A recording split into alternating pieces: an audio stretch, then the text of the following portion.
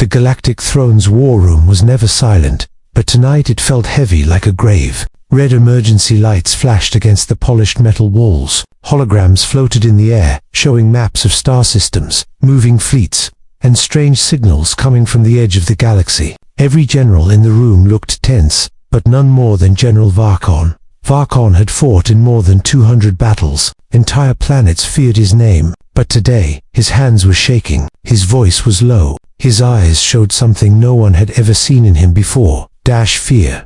He faced the High Council. 12 alien leaders sitting on tall, glowing thrones. Their expressions were cold and proud. They believed no enemy in the galaxy could ever bring danger to them. They believed their power was unbreakable. Varkon took a deep breath and spoke. "You must listen to me. Do not touch Earth. Do not provoke the humans." The council members glanced at one another. A few even smiled. To them, humans were a small, primitive species living on a quiet planet. Their technology was weak. Their fleet was tiny. They were nothing compared to the ancient Galactic Throne. Councillor Sereth laughed softly. "General, you are joking. Humans, the small ground, the storytellers, the dreamers, why fear them?" Varkon stepped forward and tapped his wrist device. A huge hologram opened in the center of the room. It showed a battlefield far from Earth. Alien ships burning, smoke rising, crashed metal and broken weapons everywhere. In the middle of the battlefield stood a single human soldier, only one. His armor was torn. His helmet was cracked. He was bleeding, but he was still lifting a heavy steel gate by himself, freeing alien civilians trapped under it. The entire room fell silent. "This was one man," Varkon said. "One man who fought until the end. One man who saved our civilians even after we attacked his colony first." But the council waved their hands. "So what?" Sereth said. "A lucky soldier. A rare case. Humans are weak. They do not have star-forged weapons. They do not have advanced ships." Varkon's voice grew harder. "You do not understand. Humans do not fight like us. They do not surrender like us. Every time we push them, they grow stronger. Every time they lose, they rise again. And they learn fast. Too fast." The council refused to listen. They believed their power was absolute. They believed nothing could match their armies. Before Varkon could speak again, a new hologram appeared in the air automatically. The system had detected something. A small probe approached Earth, an alien device, shaped like a floating eye. It scanned human cities quietly, sending energy waves across mountains, oceans, and deserts. Inside the war room, the hologram zoomed in on the probe's transmission. Everyone watched as the probe suddenly turned, as if staring directly into the camera. Then, it sent a cold digital message back to the throne. "Humanity will be tested soon." A low alarm echoed through the room. Strange energy readings appeared. Human satellites were reacting to the probe. Something unseen was happening on Earth. Councillor Sereth sat back, unimpressed. "Good, let them be tested. We will crush them later." Varkon felt his chest tighten. Something dark had been awakened, something no one in the galaxy was ready for. He stared at the hologram showing Earth-blue oceans, green forests, glowing cities, and billions of humans living their ordinary lives, unaware of the danger approaching them. "They will not fall easily," Varkon whispered, "and when they rise, the galaxy will feel it." Then the room darkened. Another signal appeared on the hologram, an unknown shadow fleet, moving silently through deep space. No banners, no identification, only dark shapes drifting toward the solar system. A cold fear spread through Varkon's chest. Who sent this fleet? The throne did not order this. The council looked confused. If they didn't send the fleet, then who did? The hologram zoomed closer. The ships were covered in strange marks, like they had been built in secret. Their cannons were charged. Their systems were locked onto one target, Earth. The council finally reacted with alarm. Who commands them? Why are they moving without our permission? Varkon closed his eyes. He already knew. Some hidden faction in the galaxy wanted to provoke humanity. Someone wanted to start a war the throne was not prepared for. He opened his eyes slowly. Stop them before it is too late. But the fleet did not stop it. Jumped into hyperspace, vanishing into blue light, heading straight for the solar system.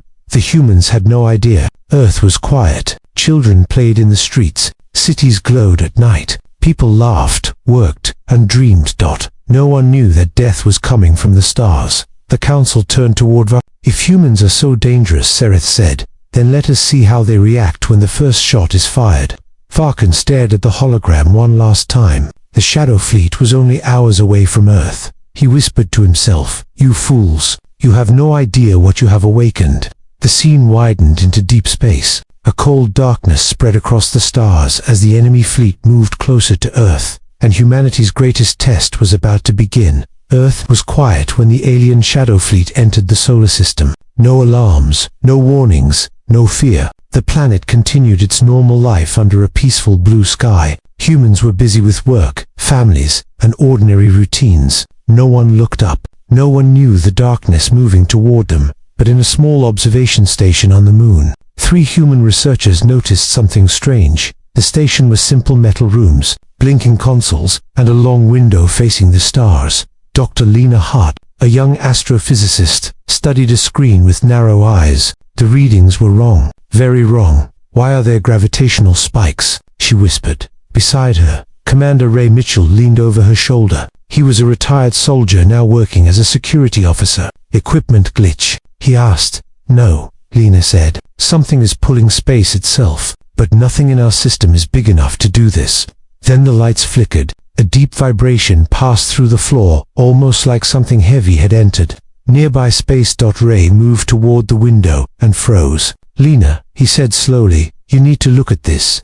She joined him. A dark shape hovered far from the moon, barely visible, almost blending into space. Then another, and another, until the darkness became a fleet. Hundreds of sharp, jagged alien ships spread across the sky like metal shadows. Lena's breath caught. "We need to warn Earth." Ray was already hitting buttons. "Control, this is Lunar Station Alpha. We have unidentified ships." "Repeat, unidentified ships entering Earth's orbit." Static answered him at first, then a voice. "Alpha, confirm visual." Ray looked out the window again. "I confirm. This is not a drill." The alien drones moved before Earth could prepare. Tiny black spheres detached from the ships and shot toward the moon and Earth. Like silent bullets. Lena felt fear rise in her chest. "What are those things?" Ray grabbed a rifle from the emergency locker. Troubled, the drones reached the moon first. A loud clang echoed through the station as one slammed into the outer wall. Then another. Then 5 more. Red warning lights screamed. Lena ran to the control panel. "They're trying to break in." Ray aimed at the door. "Get behind me." A sharp metallic sound cut through the room. The drones were burning through the hull. The metal glowed red, then it cracked. A small black drone forced its way inside, spinning quickly, scanning everything with a single red eye. Ray shot it once. Sparks exploded across the room. The drone dropped to the floor, twitching, but more entered. 10, then 15, crawling across the walls, scanning, recording. Lena backed up. "They're not attacking us. They're studying us." Ray fired again. Not for long.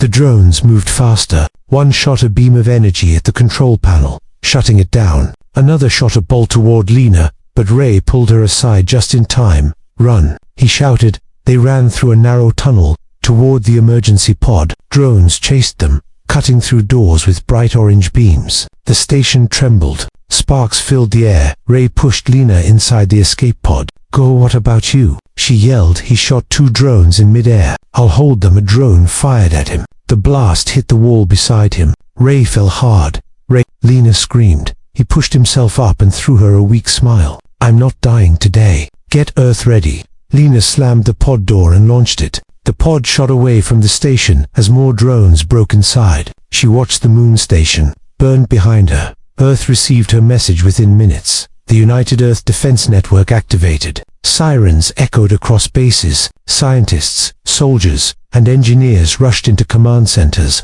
Drones appeared in Earth's skies over cities, mountains, Caesar scanning everything with cold red eyes. At the Galactic throne, the High Council watched the live footage, sent directly from the drones. Counselor Sereth smirked. "See, humans cannot even stop our smallest machines." But General Varkan did not smile. He watched the humans scramble, react, adapt. Their panic lasted only moments. Then something changed. Humans began to fight back. In New York, police used improvised EMP grenades to disable drones. In Tokyo, engineers hacked a drone midair and turned it against the others. In Berlin, a firefighter climbed a burning building and smashed a drone with a rescue axe. The council was shocked. These behaviors, They are unpredictable, a council member said. Varkan nodded slowly. This is what I meant. Humans adapt instantly. They never freeze. They moved back on Earth. Lena's escape pod landed in the Pacific Ocean and was quickly rescued. She was taken to the Global Defense Center.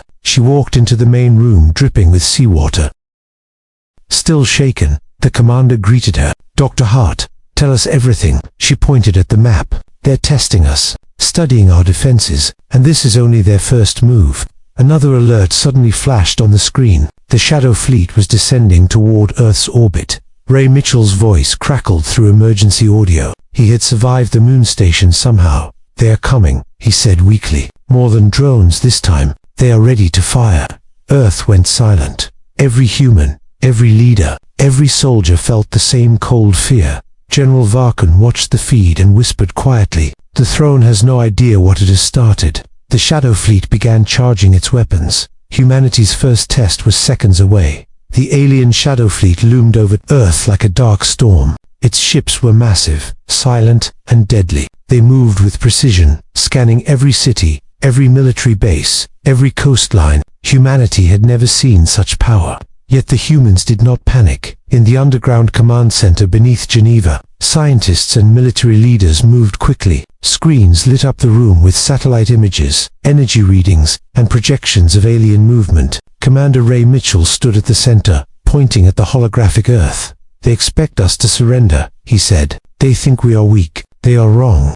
Dr. Lena Hart, still dripping from her escape pod landing, adjusted the maps. "Their fleet is powerful, but it is predictable. They follow patterns. If we can outthink them, we can survive." A small cheer went through the room. Humanity had no choice but to fight. Across the globe, humans began to act. They did not have massive warships or centuries of military training, but they had something the aliens could not understand: creativity and unity. Engineers in India converted solar panels into massive energy mirrors. Soldiers in the United States set up EMP mines in orbit using old satellites. Civilians in Brazil created gravity nets that could slow down the alien ships. Humanity was building weapons from what they had, thinking faster than the aliens could predict. The first strike came over the Atlantic. A fleet of alien attack drones descended on the city of Lisbon. Humans had anticipated the move. Using a combination of hacked satellites and solar mirrors, they reflected the drones' energy beams back at them. The drones exploded mid-air. In Tokyo, a swarm of smaller alien drones attacked hospitals and residential buildings. Humans used EMP grenades to shut down their systems, then reprogrammed some drones to fight for them. In New York, Ray led a group of soldiers onto the rooftops. They fired improvised weapons, using debris and machinery to damage drones. Every human fought with courage, with intelligence, with a determination that shocked the aliens.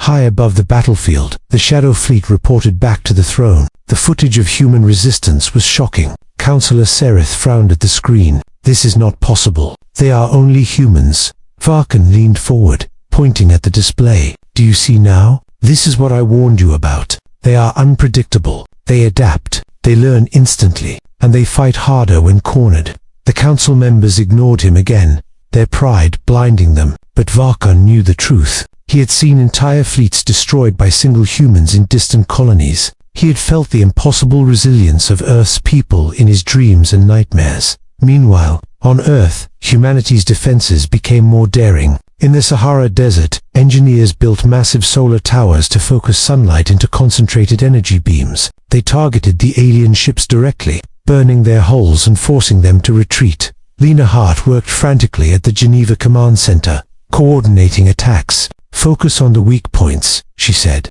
"Use the satellites to blind their sensors. Use EMP pulses to disable their weapons. They rely on patterns. We will break the patterns." Ray Mitchell led a squadron of fighter jets in formation above the Pacific. They dodged alien laser fire, launched counterattacks, and rescued civilians trapped on islands. Each human action seemed small, but when combined, it became overwhelming.